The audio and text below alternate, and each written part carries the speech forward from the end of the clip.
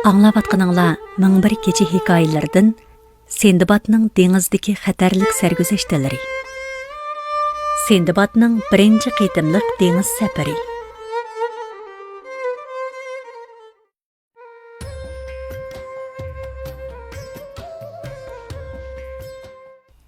Sorunda hozir bo'lgan töre, esilzodalar. Bilsanglar kerak, otam savdogar edi. O güdək çeğimdala vafat bolğan. Mağa onundan nurgun bayliq miras qalğan. Çoğ bolğandan keyin miras qalğan bayliqlarni oyun tamaşa, kayıp sapağı sərf qilishqa kirishdim. Dostlar bilan harang-sarang yerlarda, bağı bostanlıqlarda şarab içib, kayıp sapa sürüb tamaşa qildim. Mal dunyani мәңгі tügümaydigandek xalığancha buzub çaşdım. Lekin bu kunlar uzunga bormadi. Yonchuqum bara quruqdilishqa boshladi. Bir vaqtda uyqudan uyg'ongandek hoshimni yig'ib, to'rt atrofimga qarasam, hayot, mol-mulkim qo'ldan ketib, ahvolim yomonligi yuzlanibdi. Shuning bilan cho'nqur uyg'ib etib, ko'nglim yerim bo'ldi. Ishning oqibatidan qo'rqdim. Shuningdan keyin jimiki narslarimni setib, 3000 tilla qilib, safarga chiqish taraddudini qildim. Shunda qilib, himmat po'tsini belimga mahkam bog'lab, jasorat qadamini tashlab, tijorat mollarimni elib, Basra shahriga ravon bo'ldim.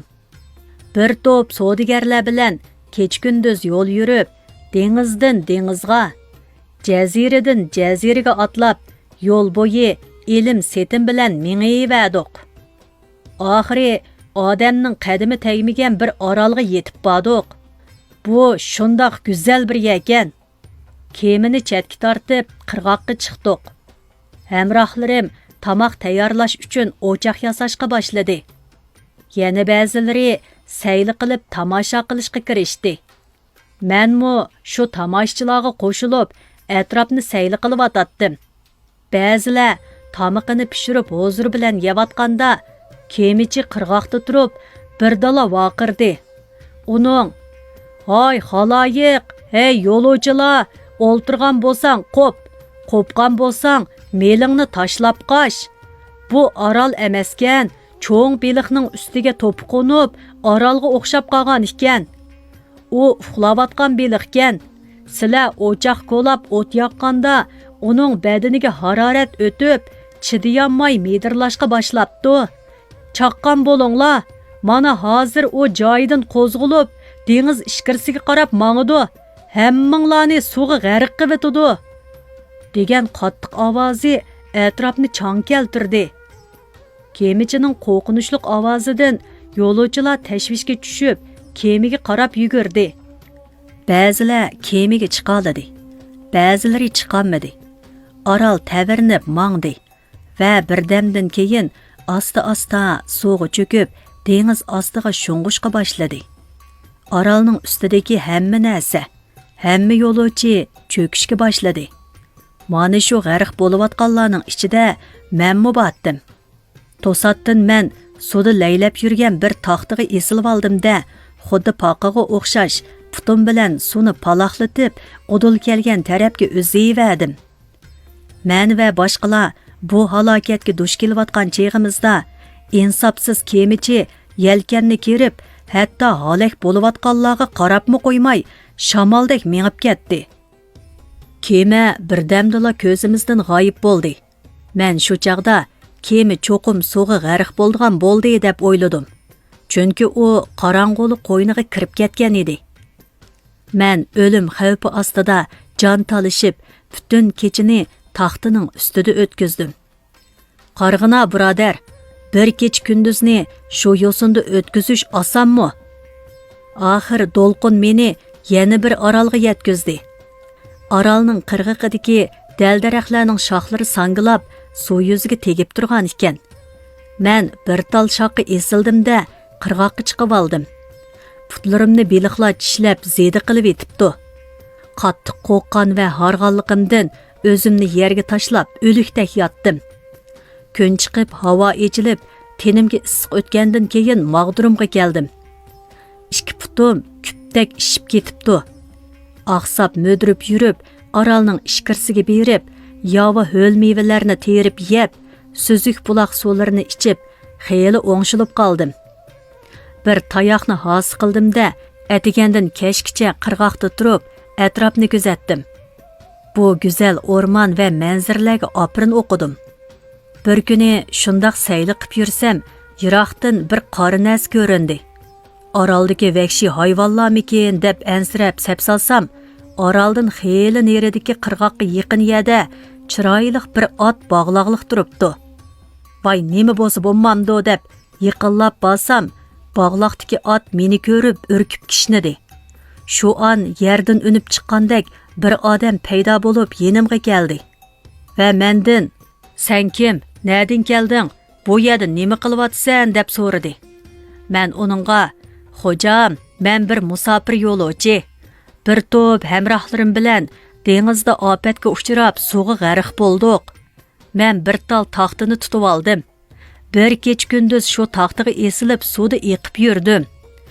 Oxir ta'lim o'ngdan kelib, mushu orolga ulishib, jinim omon qoldi" deb beshimdan o'tganlarni uningga so'zlab berdim. O kishi qo'limni tutib, "Voy bichora, qani men bilan mang" dedi-da, meni agashtirib bir gamiga boshlab kirdi. Hurmatlab to'riga o'ltirg'izdi. Oldimga choy tamoq qo'ydi. Ochliq ishtihoyim bilan rosa bir to'ygandan keyin beshimdan o'tganlarni tafsiliyroq aytib chiqdim. O hikoyamga hayron bo'ldi. Shu chaqda men, "Ey yaxshi kishi, beshimdan o'tgan sarguzashtlarimni sana bir-birlab so'zlab berdim. Endi menmi sening ahvolingdan xabar topay. O'zing kimi? Bu yolg'iz oroldagi gami uyda o'ltirishingning sababi nima? Bundaq yaxshi otni dengiz bo'yiga bog'lab qo'yganingning sababi-chi?" deb so'radim. Shuning bilan u, "Bo'ladi, men sana so'zlab beray. Bu orolda hozir bir to'p kishilar bor. Hammamiz Padişah Mehri Jahonning yilqichilari. Orolning har tarafiga tarqilib ot boqamiz. Har yili mushu oy, mushu kunlarda yaxshi baytallardan bir nechini ep kelib, dengiz bo'yiga bog'laymiz-da, o'zimiz yer osti gamilarga kirib, yo'shirinib o'ltirib olamiz. Vaqti yetgan kunlarning birida suv otlari dengizdan chiqib, baytallar bilan juplashidi. Keyin ularni o'zi bilan agashtirib, suvga akirib ketmoqchi bo'lib chopchiydi. Baytallar bog'loqliq bo'lg'ashqa ketalmay kishnaydi. Biz uning ovozini anglab, darhol yer ostidan chiqimizda qiyoqas cho'qan silib qo'rqitimiz. Shu chaqda dengiz otlari urkib, suv ostiga kirib ketadi. Kunlar o'tib, baytallar bo'g'az bo'lib, keyingi yili tuqqanda mayli erkak, mayli kishi bo'lsin, ajoyib esil nasllik toylarga ega bo'lamiz. Bu otlarni xazina desangmi bo'ladi. Xohlasang men seni Padişah Mehri Jahonning huzuriga billa ep boray deb so'zlab berdi. U yana menga, "Navoda menga yo'liqmagan bo'lsang, cho'qim halak bo'lgan bo'latding. Hayotingga, yana bu dunyoda yashab qolishingga sababchi bo'ldim men" dedi. Men o kishiga rahmat ashqalli aytdim. Ikkimiz so'zlashib o'ltiratdik. Daryodan suv ayg'irlarining kishnigan ovozlari anglandi. Birdamdan keyin ular baytallarni agashtirib ketmoqchi bo'lgan edi, lekin maqsadiga yetolmay chopchib kishnashga boshladi. Shu chaqda yilqichilar gamilardan chiqib, qiyoqas cho'qan bilan dumboqchilib, ayg'irlarni urkitib qochirishdi. Kishilar, "Ayg'ir qochdi, og'inilar chopsan kelinglar" deb to'lashdi. Atrofdan qo'llarida nayza tutgan kishilar kelib to'plandi. Ular birdan baytalni yetilib olgan bo'lib, meni ko'rib ahvol so'radi. Men ularga beshimdan kechirganlarimni so'zlab berdim. Hammamiz bir dasturxonda o'ltirib tamoq yegandan keyin ular birdan otga minib, menimi bir otga mindirib, o'zlari bilan birga epmangdi. Biz kech-kunduz yo'l yurib, Padişah Mehri Jahonning shahriga yetib bordik. Hamrohlarim Padişahga ahvolimni ma'lum qilgan bo'lsa kerak. Padişah meni huzuriga chaqirtib, ahvolimni so'radi. Men uningga ta'zim bajo keltirgandan keyin beşimdan o'tgan voqealarni so'zlab berdim. Padişah hikoyamdan hayron bo'lib, "Hey yigit, shuncha vala qo'rqinchli xatarlardan omon qopsan.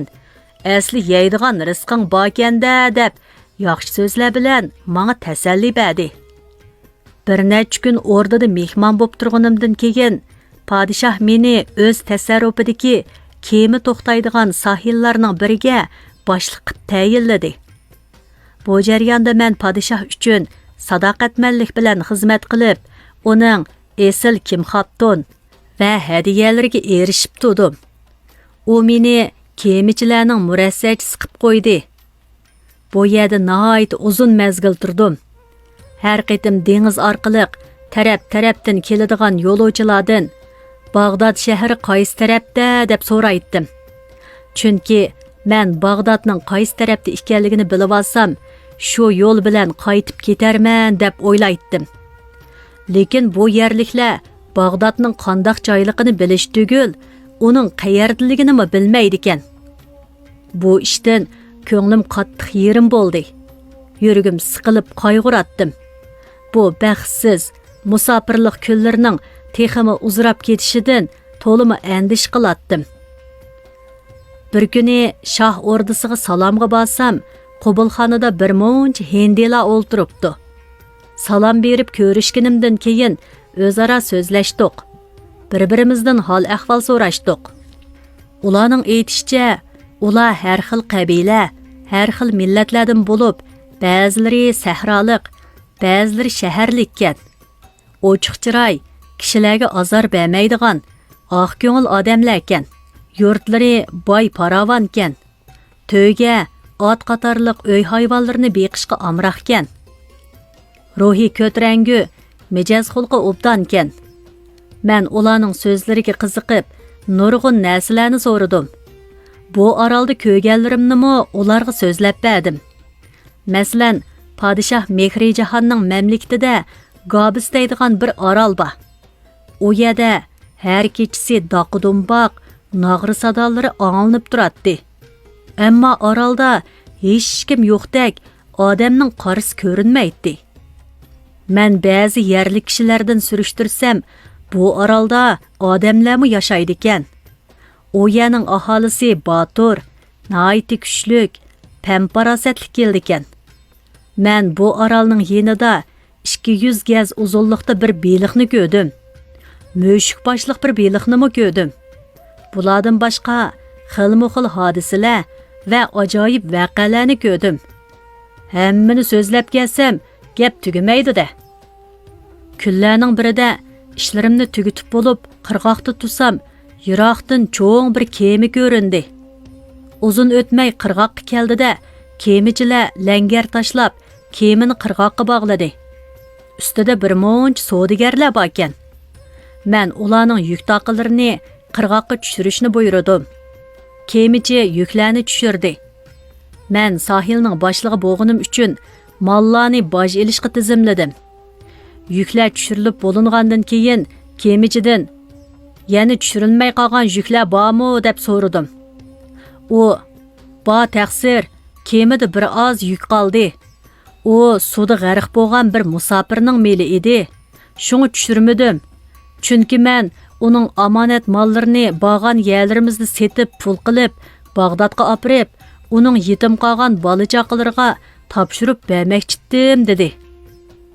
Men darhol malning egisining ismini "Nalik odamdi u?" deb so'radim. U, "Ismi Sendibad, Bag'dodlik odamdi taqsir" deb javob berdi.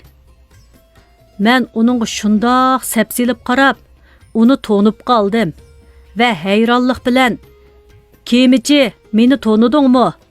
Sen aytayotgan malning egisi dengizchi Sendibad degan men shu. Hamrohlarim bilan bir orolga kelib dam ilayotgan chig'imizda tuyuqsiz sen, hey xaloyiq, jininglarni ep qichinglar. Bu orol emas, beliqning ustikan.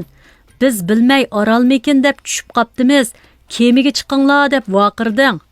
Ba'zilari ulgurdi, ba'zilari ulguranmadi. Ulguralmaganlar beliqning ustida qoldi. Degandek beliq qo'zg'ilib suvga cho'kdi. Ustidagilar suvga g'arq bo'ldi. Mana shularning biri mendim. Mən bir taxtığı esilib elib, bir keç gündüz eqib, oxiri padişah Mehrijahanning ot boqqarlariga yo'liqib, hayotim aman qoldi. Padişah meni izzat hurmat bilan kutdi. Qo'l ostidagi mushu sahilga boshliq qilib tayinladi. Vazifa ustida padişahning ishonchisiga erishib, obdan yashab kelyapman. Sen izdigan malning egisi, "Mana men shu to'nig'ansan" deb so'radim. Men so'zimni tafsili so'zlab tugatgandan keyin kemichi qoyil bo'lmay, "Voy esit, odamlarda insof, rostchillik degandan asar qolmabdi-ku" deb vaqirab ketdi. Men shu chaqda, "Ey kemichi, sarguzashtlarimni shuncha aniq so'zlab bersammi, sen ishonmayotsan-ku" deb so'radim. Shuning bilan u, "Bu mal suvda g'arq bo'lgan kishining edi" desam, shu an suvdan qutulib chiqqan odam bo'lding. Uning suvda g'arq bo'lganini o'z ko'zimiz bilan ko'rib turdik. Sen bu mallarni ko'rib, ko'zing qizirib tayyorga ega bo'lmoqchi bo'lyapsan. Bu ishing insofdan emas. Sen qandoq qilib bu malning egasi bo'lib qolasan? deb so'radi. Shuning bilan men kemichiga yangi boshdan o'z ahvolimni so'zlab, Bag'dodda kemiga chiqqandan tortib, bizni g'arq qilgan orolgacha, malning turi, xili, rangi qatorliqlargacha bir so'zlab berdim. Savdogarlar meni to'nib, guvohlikdan o'tishdi. Shuningdan keyin kemichi menga ishondi. Hammasi meni qo'llashdi. Oningdan keyin mallarimni kemidan ep chiqdi. Mallarning ustiga yozilgan ismimmi o'z beti turibdi. Hech narsam yo'qolmabdi. Melimni qo'limga olgandan keyin ularni yeshib, ichidan padişahqa loyiq esil raxtlardan bir mo'nchisini tanlab elib, kemida kelgan savdogarlardan bir nechisi bilan padişahqa hadiya berish uchun ep bordim. Shu kemida bo'lgan voqealarni va mollarimning o'z qo'limga salomat tekkanligini padişahqa bayon qildim. Padişah gaplarimni anglab, hadiya mollarimni ko'rib hayron bo'ldi. Mening buningdan ilgari aytgan so'zlarimning rostligiga texmi ishondi. Shuning bilan izzat hurmatim texmi oshdi. Padişahmo nurg'un hadiyalarni berdi. Men o'z mollarimni setib bo'lib, uning puliga bu yerning obdan narsalardan setib oldim. Olgan mollarimni kemiga qochilab, savdogarlar bilan mengish oldida padişahning oldiga kirib, uning menga qilgan yaxshiligi uchun rahmat aytib, o'z yurtimga qaytishga ijozat so'radim. Padişah qo'shildi va nurg'un so'g'i salomlarni berdi. Ikkimiz xo'shlashdik. Biz yo'lga chiqib bir necha kun yo'l yurib, oxir Basra shahriga omon eson yetib keldik. O'z yurtimga yaqinlashganimga cheksiz xushal bo'lib, ko'nglim yayrab ketdi. Basrada bir necha kun dam olgandan keyin barliq mollarimni elib, Bag'dodga qarab ravon bo'ldim. Yetib borgan hamon urug' tuqqanlarim meni yo'qlashga kelishdi. Ham noyati xushal bo'lishdi. Shuningdan keyin boshqidan kenizak xizmatkorlarni oldim. Topgan pullarimga uy saramjon, molvaron, ot uloq harva qildim. Qisqa vaqt ichida bog'larni yasab, mol-mulkimni avvalgidek ko'paytdim. Do'st birodarlar bilan aysh-ishratga kirishdim. Safarda ko'rgan mushaqqat, yuz bergan xatarlik hodisalar esimdan ko'tarilib ketdi. Hammasini pak-pakiz unutdim. Bu mening birinchi qitimliq safarimdan keyingi yuz bergan ish. Endi ata salomat bo'lsam, ikkinchi qitimliq safarimni so'zlab beraman. Dengizchi Sindbad Hammal Sindbadni mehmon qilib, uningga 100 qizil oltin hadiya qildi va "Biz endi do'st bo'lib qoldik" debdi. Hammal Sindbad oltinlarni elib, xo'shal bo'lganidan, "Menga mushuncha vala so'g'at berganingiz uchun o'zingizning mol dunyosi necha hassa ko'payib ketsin" debdi. U tuyuqsiz uchragan bu omaddan zo'r hayajonlanib, bu o'ngimmi, tushimmi deb o'ylanib qopdi-da, kechicha huzur bilan uxlabdi. Atsi atiganda yana dengizchi Sindbadning uyiga salomga beribdi. Uy egisi uni avvalgidek qarshi elib, o'z yinida o'ltirishga taklif qildi. Başqa əl ağaynları və tünügün keşdiki mehmanlarmı cəm bolğandan keyin ətigənlik tamaq tartılıb, hər xil içimlik, yeməkliklər qoyulubdu.